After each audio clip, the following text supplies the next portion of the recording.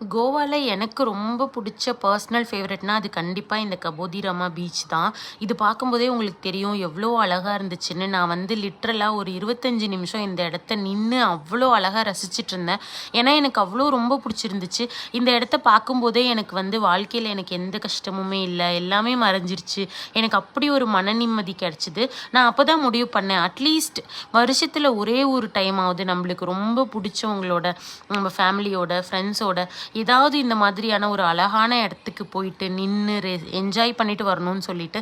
ஏன்னா இதில் இருக்கிற மெமரிஸ் வேறு எதுலேயுமே நம்மளுக்கு வந்து அவ்வளோ சூப்பராக இருக்காது.